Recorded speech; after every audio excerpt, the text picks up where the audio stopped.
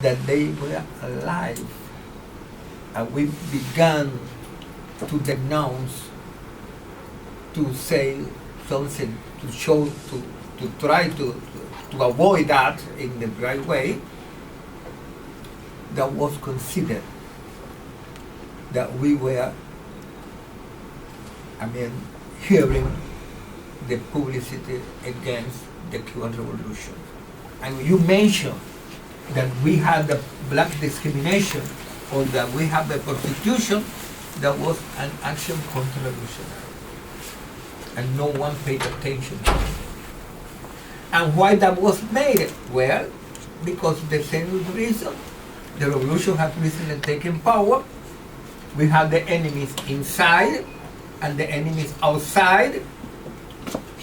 And to begin to speak about blacks that could divide the Cuban population. And always, and there is like, I said, there is a historical law in my country. When we were fighting for our independence, Martin wrote that wonderful saying, to be Cuban is more than to be black, than to be white, than to be mulatto. And in that moment when Martin wrote that, had sense, because the Spaniards were trying that the Cuban get afraid that we will become a second Haiti, and we need the union of all the Cuban people to fight for our independence. And when the revolution took power, the same happened. We couldn't know on the line, we couldn't denounce those people or say that we had the problems, because that was something that weakened the Cuban Revolution. And that is one of the examples. And up to now, we have the result of what happened in those years because of these historical and objective reasons. And what we are applying, I belong to a Cofradía de la Negritud. Cofradía de la Negritud is one organization that tried to help the Cuban Revolution, underlining the place where we have black problems, We have denounced, as Victor did, we have sent letters to the different levels of the Cuban government. Now we are trying that in the new Congress of the Cuban Communist Party, the place problem had to be debated. And I know that it always will be debate. But now the Cofradía want to send a document applying for that debate at that level. But up to now, we had done that before, and we have never received a news.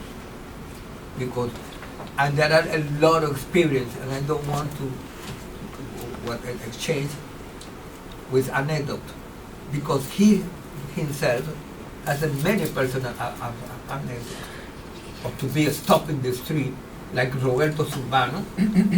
Roberto Zurbano was waiting in the Hotel Presidente for one director of the magazine, and someone came and said that he couldn't be because they didn't say that he was black, but what was the reason? So, and that was denounced, and nothing happened. Nothing happened. So, what we want to do now, and that is what we were underlining, pushing at all the levels that we can do, saying that the government has to do something more effective. Because we do what we can do.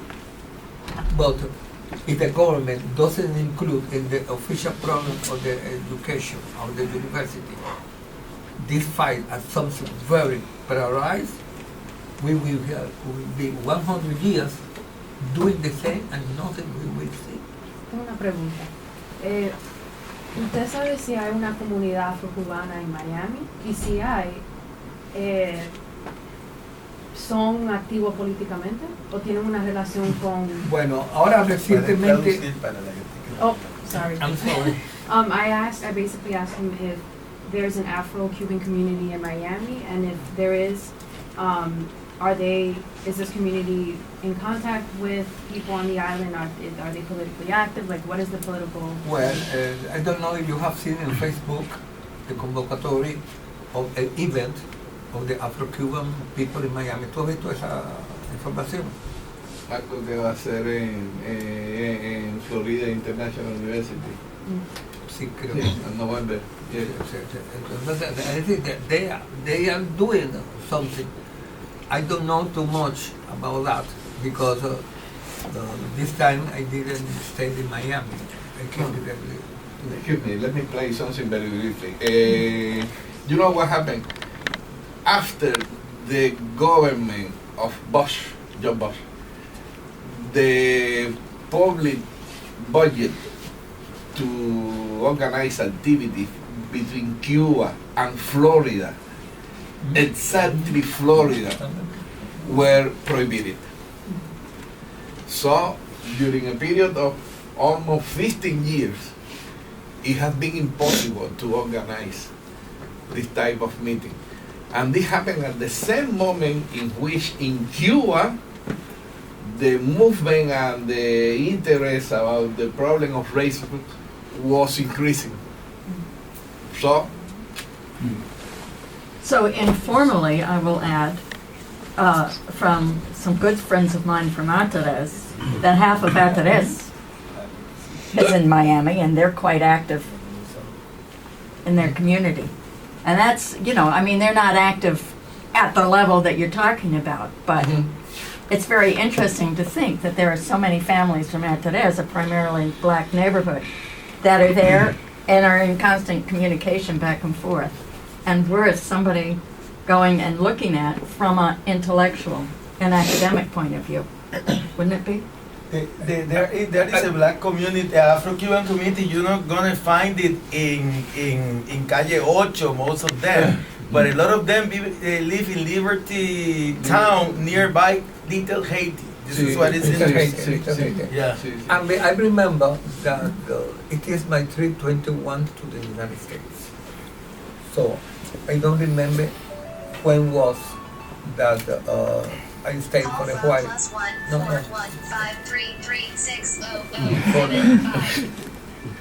I will tell you that I tried to be in touch with the Afro-Cuban organization that there was in that moment in Miami. And there are, and you know that there are someone that went to make research about the Black Cuban community. My experience in that moment, and that would be in the 90s, that they were beginning to try to be organized. I don't know what happened after that, up to now. But for me, it was a surprise that there is a huge conference about the Black community in Miami, in Florida. That is for me, that is very important because that can help us. Because how is possible that the Black community abroad have organized a successful conference, and we in Cuba have to be able to have one? There's something that is very important to know what our brothers, Black Cuban or Black Colombian, are doing everywhere that they are. Hola, mi nombre es Jorge. Sí. Oh. Como negro cubano, yo quiero empezar agradeciéndole porque creo que usted está haciendo una de las más importantes contribuciones que yo he visto en los últimos tiempos. Porque para mí es un hecho, yo soy consciente que uno de los retos más importantes que enfrenta la comunidad afrocubana en la lucha por mejorar sus derechos económicos y políticos es sin duda que han sido desposeídos de su memoria histórica. Ese Totalmente. Es uno de los principales retos. Totalmente. Ahora voy a traducir al inglés, pero en clave cubana primero. Y bueno, quiero después hacerle una pregunta. ¿Cuál es la agenda de los nuevos movimientos por los derechos de los negros en Cuba? Esa es una. Y la segunda pregunta es si es posible dentro de los límites que supone el modelo de socialismo cubano, dentro de las restricciones para acceder a hacer política. Es posible dentro de esas restricciones superar el racismo estructural, como lo llamo.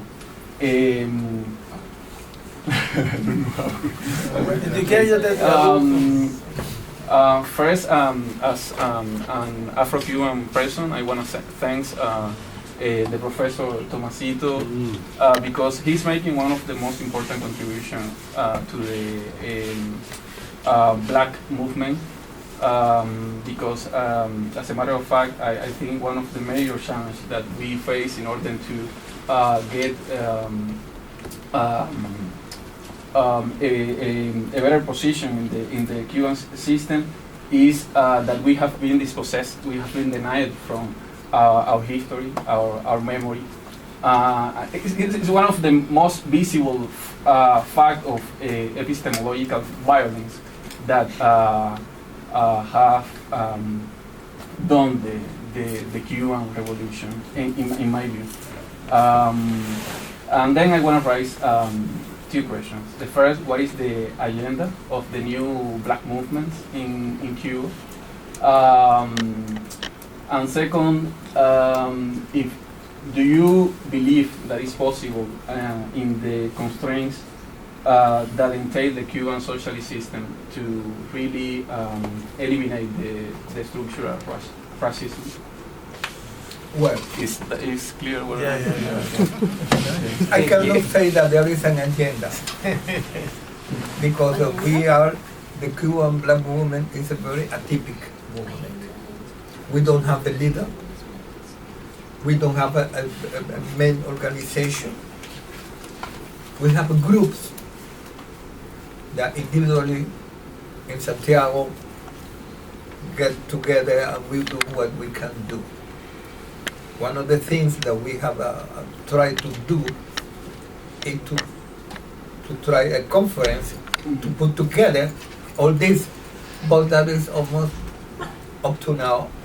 We must continue because to do the agenda has to be constructed in a collective point of view.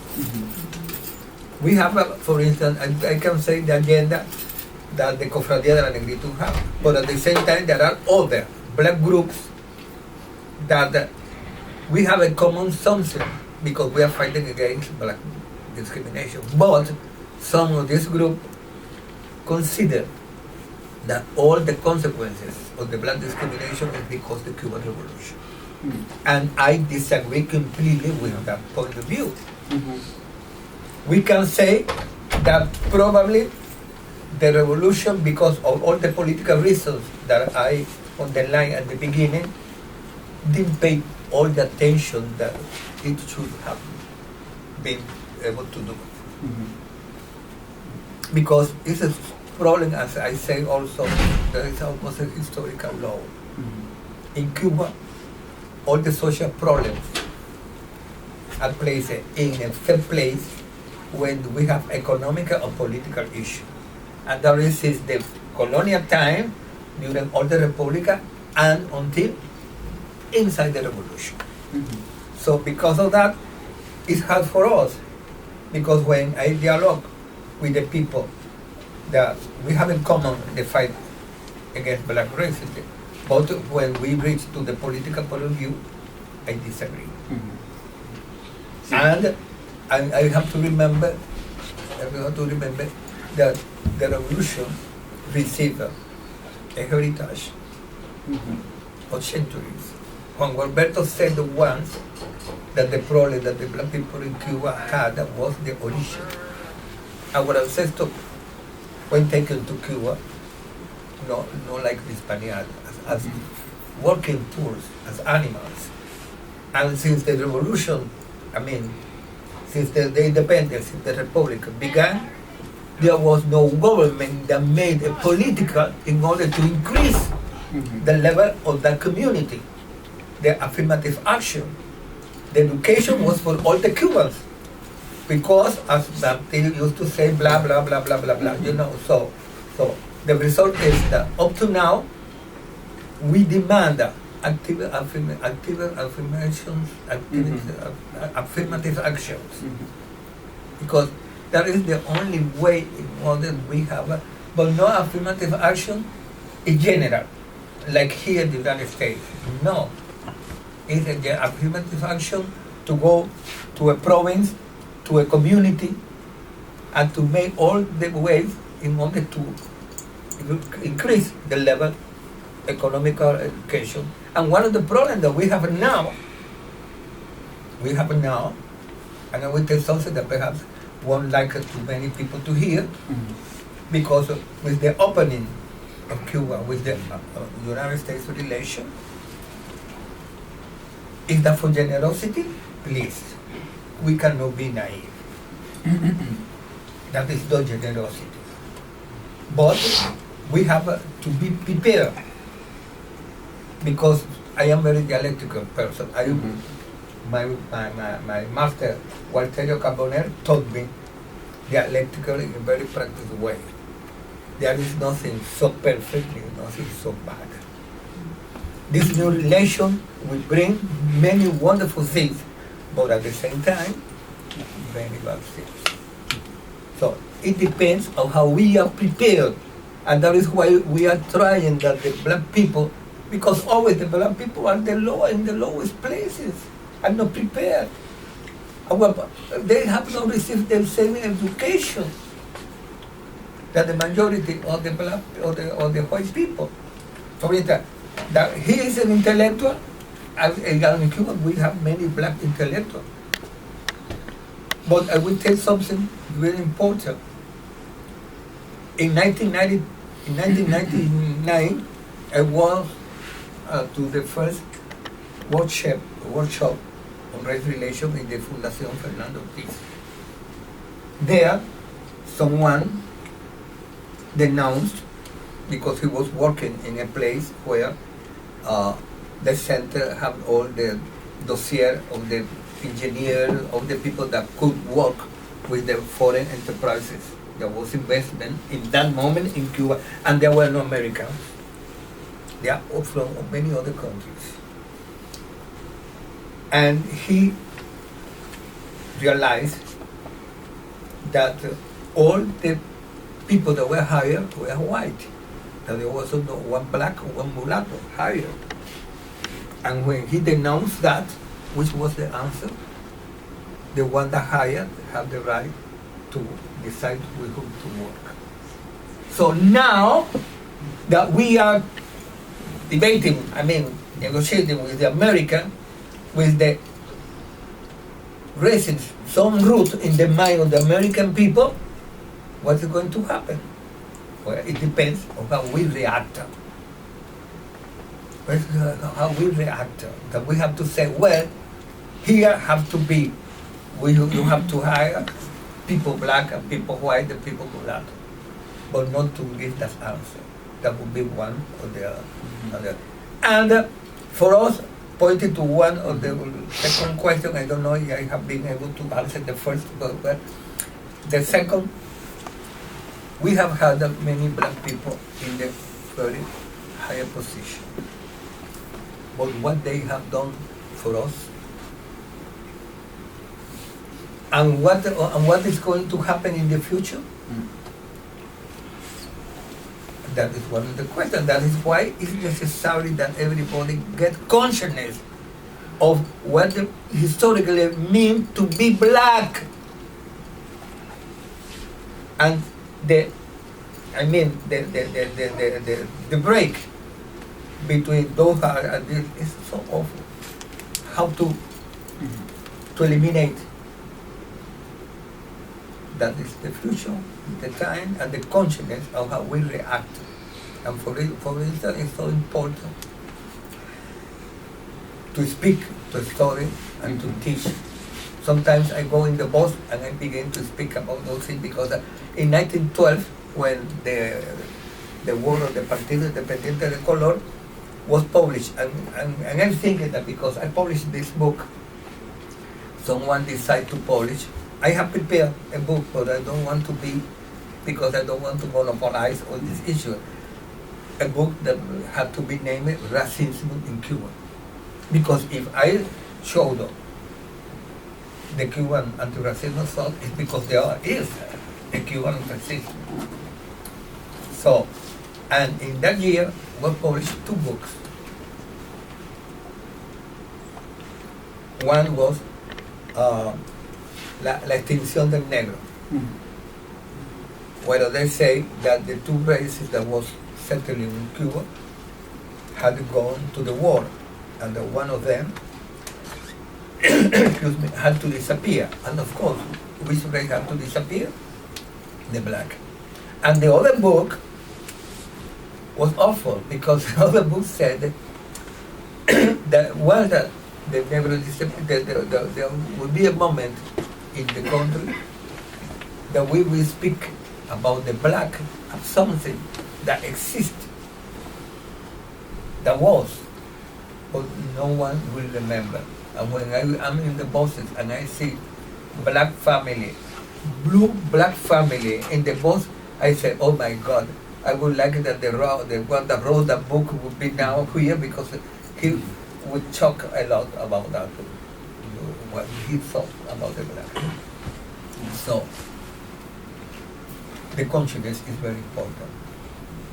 And not only that the black get consciousness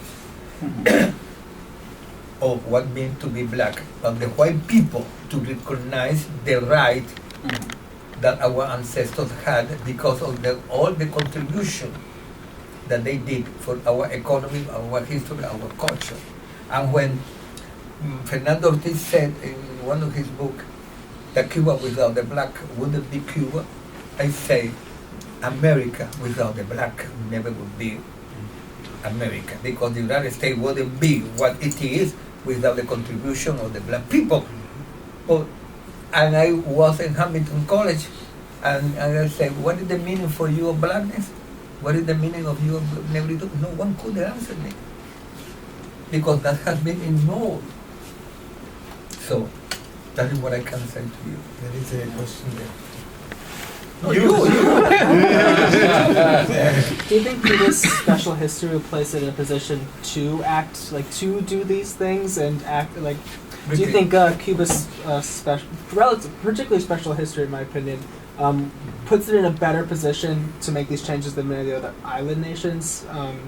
I know the work we're doing in Puerto Rico is just constantly undermined, impossible by just how deep of a connection America has with it, racism, consumption. So every time I go back, it's just. Are you Puerto Rican? Yes.